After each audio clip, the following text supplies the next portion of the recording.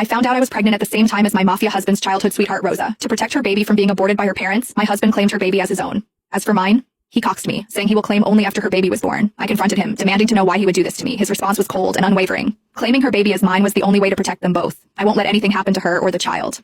In that moment, as I looked at the man I had loved for 10 years, I realized my love for him had died. Not long after, my family condemned me, calling me a slut for having a child without a father and pressured me into getting an abortion. Meanwhile, my husband was in another city with his sweetheart helping her through her pregnancy. By the time he returned, I was already gone. I found out that my husband was accompanying his childhood sweetheart Rosa for her pregnancy checkup at my regular hospital this afternoon. Vincent, our baby looks so cute on the monitor. From the crack in the door, I saw Vincent's face lit up with a smile. Rosa was pointing at the monitor, and Vincent nodded, smiling back at her. If I didn't know that man was my husband, the father of my baby, I would have sworn they were a couple, happy and in love. Isabella Caruso, the doctor is ready for your examination, the nurse called. Vincent turned, his face drained of color, his eyes scanning the hallway. He must have heard my name. When his eyes landed on me, his mouth opened, but no words came out. I had been happily married to Vincent Falcone, my mafia husband, for nearly 10 years. This year, I was finally pregnant with his child. He of all people should know how difficult it is for me to have the baby now. How could he do this to me? I slowly walked toward him, my heart boiling with fury, anger, and the deep sadness of realizing how much I had been lied to. Is that why you told me you couldn't come to my appointment today? I tried to keep my voice steady, but the anger surged, making it impossible to control. Without thinking, I raised my hand and slapped Vincent hard across the face. It was the first time I had ever lashed out at him like this. Yet even after I slapped him, he stood there, silent, avoiding my gaze. Your silence isn't helping, Vincent. You owe me an explanation. Vincent didn't move, but Rosa, who had been standing behind him, stepped forward, shielding him from my anger. Mrs. Falcone, Isabella, right? She said, her voice shaking. Blame it all on me. Vincent did nothing wrong. It was my mistake, Isabella. I'm the one who got pregnant. Blamed it all on you, huh? I scoffed, the bitterness in my voice clear.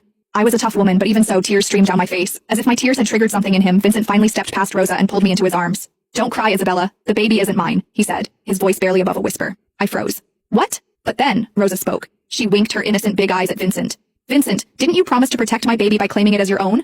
Why are you telling her now? Protect her baby? What the hell was going on? I broke free from Vincent's arms and stared at him. What the fuck is happening right now, Vincent? What the hell is she talking about?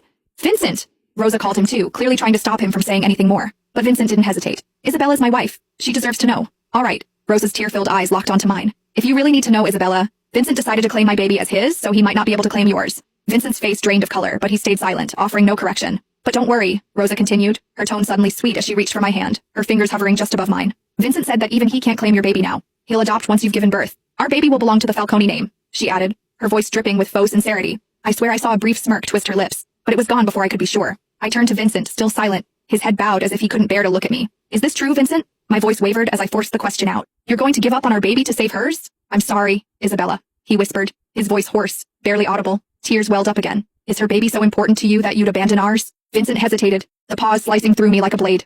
You don't understand about Rosa's family.